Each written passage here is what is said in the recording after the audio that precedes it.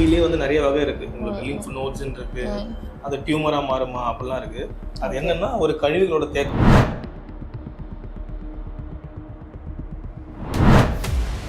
ஒரு 3 மாசத்துல எல்லாமே அதுல பெரிய டிஃபரன்ஸ் தெரியும். 2 மாசம் 3 மாசம் இதுக்கு சர்ஜரி போகணுன்ற அவசியம் இல்லவே இல்லை. எனக்கு பிரச்சனை இல்லைன்றவங்க நீங்க சொன்ன ரெமெடிஸ்லாம் வச்சு யூஸ் பண்ணிக்கலாம். பட் சொன்ன மாதிரி இப்போ ஒரு ஃபீல்டில் இருக்காங்க, காஸ்மெட்டிக்காக எனக்கு அதை ரிமூவ் பண்ணி ஆகணுன்றவங்க சர்ஜரி பண்ணுறாங்க. பட் நீங்கள் தான் சொல்லியிருந்தீங்க சர்ஜரி பண்ணால் மறுபடியும் வரும் அப்படின்னு. சன் ஆஸ்ட்ரோ டிவி நேயர்களுக்கு வணக்கம். இப்பெல்லாம் நிறைய பேருக்கு கேன்சர் பத்தின விழிப்புணர்வு ரொம்ப அதிகமாயிட்டே வருது. அதனாலேயே என்னமோ சின்ன சின்ன கட்டிகளை பார்த்தாலே ரொம்ப பயப்பட ஆரம்பிச்சிடுறாங்க. இதுல இருந்து புற்றுநோயா இருக்குமோ, கேன்சரா இருக்குமோன்னு.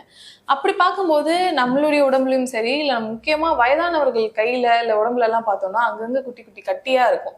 அது எல்லாத்தையுமே சிம்பிளா இக்னோர் பண்ணிட்டு போறது ஒரு பக்கம் அப்படின்னா, அது எதனால ஏற்படுது அப்படின்ற டீட்டெயிலான இன்ஃபர்மேஷன் நமக்கு தெரியாது. ஸோ இதை பத்தி நம்ம கிட்ட டீட்டெயிலா எக்ஸ்பிளைன் பண்றதுக்காக இன்டகிரேட்டிவ் ஹெல்த் அட்வைசர் பிரபு அவர்கள் நம்மளோட இணைஞ்சிருக்காங்க. வாங்க அவங்களோட பேசலாம். வணக்கம் சார். ஸோ இந்த மாதிரி உடம்புல ஏற்படக்கூடிய கட்டிகள் அப்படின்னா சிலது நீர்க்கட்டியா இருக்கும், அப்படியே அது சிலது வந்து உடஞ்சிருது, சிலது உடையாம அப்படியேவும் இருக்கு. இதை இக்னோர் பண்ணிட்டு அப்படியே விட்டுறவங்க சில பேர் இருக்காங்க. ஆனா இதை பத்தி நம்ம தெரிஞ்சுக்க வேண்டியது ரொம்ப முக்கியம். ஸோ இதனால எதனால அந்த கட்டிகள் எல்லாம் ஏற்படுதுன்றத சொல்ல முடியுமா? கட்டி ஏற்படுறதுன்றது வந்து நிறைய ரீசன் இருக்கு. உங்களுக்கு வந்து கட்டிலே வந்து நிறைய வகை இருக்கு. உங்களுக்கு லிம்ஃப் நோட்ஸ்ன்னு இருக்கு, அது டியூமரா மாறுமா அப்படிலாம் இருக்கு. அது என்னன்னா ஒரு கழிவுகளோட தேக்கம். அந்த இடத்துல கழிவு சரியா வெளியே போக முடியாததுனால அது தேக்கமா மாறி அது கட்டியா மாறுது.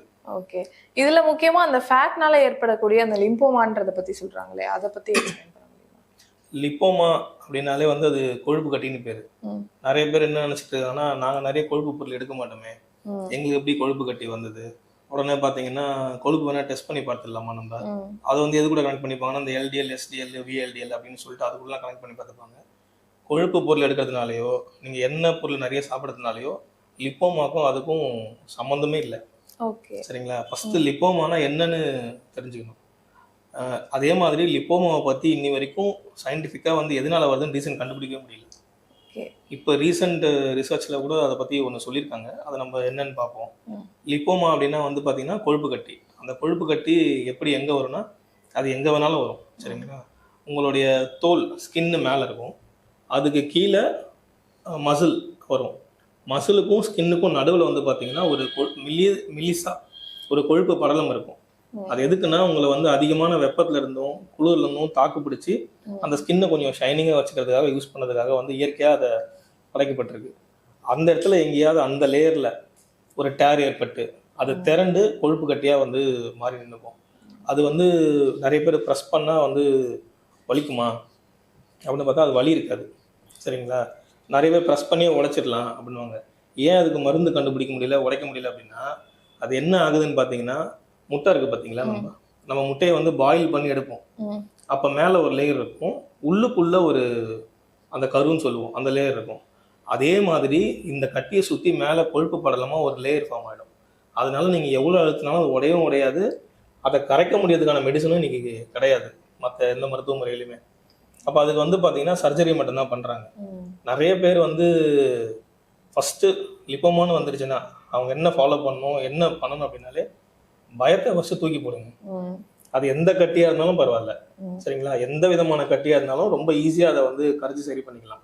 உங்களுக்கு அந்த கட்டி எங்க வந்திருக்கு என்னன்னு பார்க்கணும். அதை எங்கிட்ட வர கேள்வி எல்லாம் பாத்தீங்கன்னா, இப்ப நீங்களும் கேட்டீங்க, இது வந்து ஒரு கேன்சர் கட்டியா வந்துருமோ அப்படிலாம் பயம் இருக்கான்னு கேக்குறீங்க. நிறைய விதமான யூடியூப் வீடியோஸ்லாம் இருக்கு. இந்த மாதிரியான கட்டியா இருந்ததுன்னா அது வந்து உங்களுக்கு கேன்சர் கட்டி இல்ல, இப்படி இருக்கா பாருங்க, அப்படி இருக்கா பாருங்கன்னா, ஆல்மோஸ்ட் கேன்சர் கட்டி சிம்டம்ஸ்லயுமே எல்லா கட்டியோட சிம்டம்ஸும் வந்துடும்.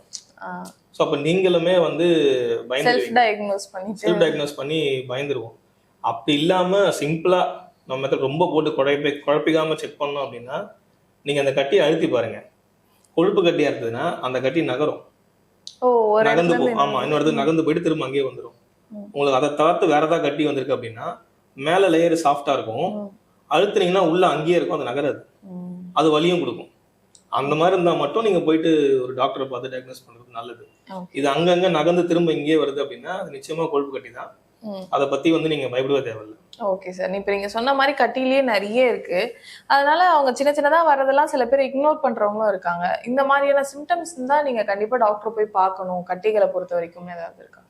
ஆமா, இப்ப நான் சொன்ன மாதிரி உங்களுக்கு அந்த கட்டி வந்து நகர்ந்தது அப்படின்னா அது கொழுப்பு கட்டியா இருக்கும். அது பெரிய ஆபத்து விளைவிக்காத கட்டியா இருக்கும். பிரச்சனை இல்லை. உங்களுக்கு அழுத்தி அங்க வலி வந்துருச்சு இல்ல அப்படின்னா அதே மாதிரி கொழுப்பு கட்டி வந்து அவ்வளவு வேகமா ஒன்றும் வளர்ந்துடாது. மற்ற கட்டிகள் வந்து ரொம்ப ஃபாஸ்டா growth ஆகிட்டே இருக்கும். அந்த மாதிரி growth இருக்கு. அதுல வந்து பஸ் ஃபார்ம் ஆகுது அப்படின்னா உங்களுக்கு அந்த நுனியில வந்து ஒரு சின்ன கொப்பளம் மாதிரி வர வர ஆரம்பிச்சிடும். அந்த மாதிரியான கட்டிகள் ஏதாவது இருக்கு அந்த மாதிரி இருந்தா உடனே நீங்க டயக்னோஸ் பண்ணி தெரிஞ்சுக்கிறது நல்லது. அது ரொம்ப அலட்சியமா விடக்கூடாது. ஓகே. இது அலட்சியமா விட்டோம் அப்படின்னா என்ன மாதிரியான பிரச்சனைகள் வரையும் இதை லீட் பண்ண வாய்ப்பு இருக்கு? கொழுப்பு கட்டியை பத்தி கொழுப்பு கட்டியை வந்து உங்களுக்கு ஃபர்ஸ்ட் ஆஃப் ஆல்ங்க கொழுப்பு கட்டி எந்த பாதிப்பும் உண்டாக்காதுங்க. இதுல ஒரு சில பாதிப்புகள் எப்ப ஏற்படும் அப்படின்னு பாத்தீங்கன்னா இந்த கொழுப்பு கட்டி எங்க வருதுன்றத வந்து நம்ம கொஞ்சம் கவனிக்கணும். கையில தானே இருக்கு அதனால இல்லைன்ட்டு நிறைய பேர் விட்டுருவாங்க. மோஸ்ட்லி இதுக்கு வந்து யார் வந்து உள்ள டயக்னோஸ் வருவாங்க அப்படின்னு பாத்தீங்கன்னா இந்த காஸ்மெட்டிக் சம்மந்தப்பட்டவங்க தான். அவங்களுக்கு வந்து பாத்தீங்கன்னா எனக்கு வந்து இது வந்துருச்சுன்னா ஃபேஸ்ல வந்து அசிங்கமா இருக்கும். ஸோ அந்த அந்த அசிங்கப்படுறதுனால தான் இது எதாவது பண்ணணுமேனு சொல்லி உள்ள வருவாங்க. இப்ப வந்த ரிசர்ச்ல வந்து என்ன போட்டிருந்தாங்க அப்படின்னா ஜிம் போறாங்க பாருங்க. ஜிம் போயிட்டு என்ன பண்றாங்க அப்படின்னா வெயிட் லிஃப்ட் பண்ணுவாங்க. அப்ப மசில் வந்து பாத்தீங்கன்னா ஓரளவுக்கு மேல அந்த எலாஸ்டிசிட்டி இருக்காது. ஏன்னா இவங்க டைட் பண்றதுனால அப்ப உள்ளுக்குள்ள இருக்க அந்த லேயர் வந்து டேர் ஆயிட்டு அது திரண்டு கொழுப்பு கட்டியா மாறுதுன்னு அப்படியும் இருக்கலாம்னு ஒரு சொல்றாங்களே தவிர சயின்டிபிக்கா இன்னும் அதை பத்தி நம்மளுக்கு எதுவும் ப்ரூஃப் பண்ணல.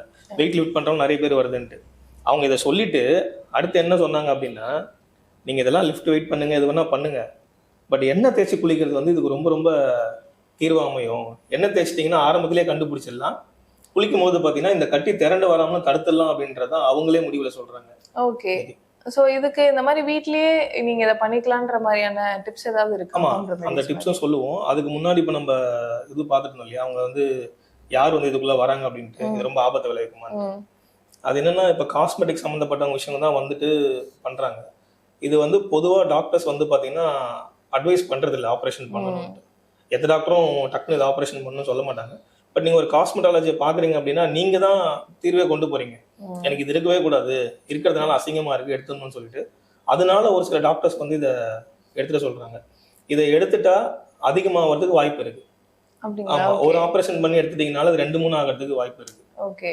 ஸோ இது எப்போ இதை ஆப்ரேட் பண்ணலாம் அப்படின்னா ஒரு சில பேருக்கு கழுத்துல வந்துடும் இல்ல ஃபேஸ்ல இந்த இடத்துல எங்கேயாவது வந்துடும். அந்த மாதிரி வந்துட்டு நரம்பையோ இல்ல ரத்த குழாய்களையோ அதை அழுத்துது அப்ப வலி வரும்.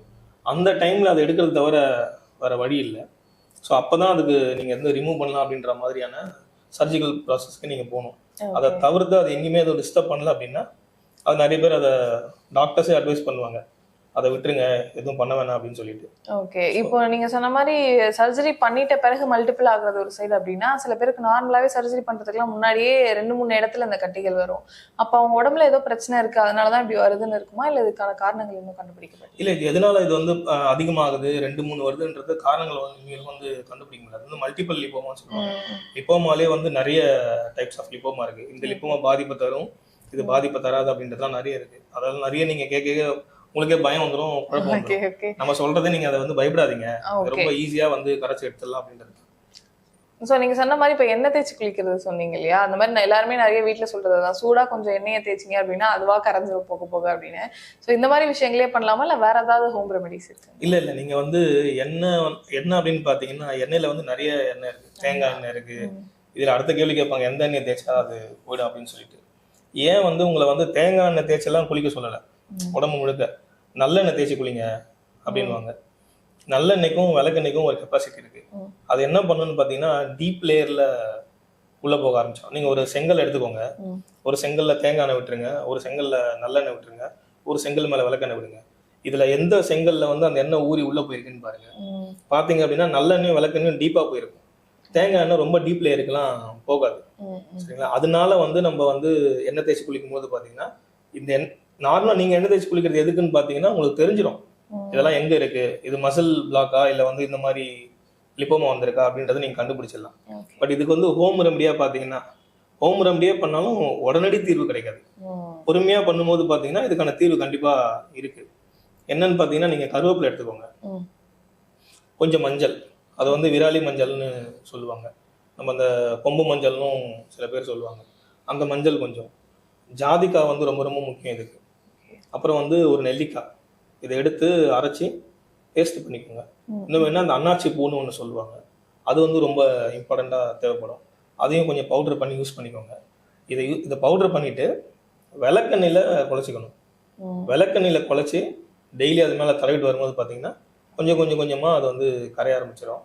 இதெல்லாம் நான் பண்ணிட்டேன், அப்பயும் எனக்கு கரையலை அப்படின்னா, நம்ம வழக்கம் போல் நம்ம வந்து இதை வந்து ரொம்ப ஈஸியாக ஃபாஸ்ட்டாக, எந்த சர்ஜிக்கல் ப்ரொசீஜரும் இல்லை.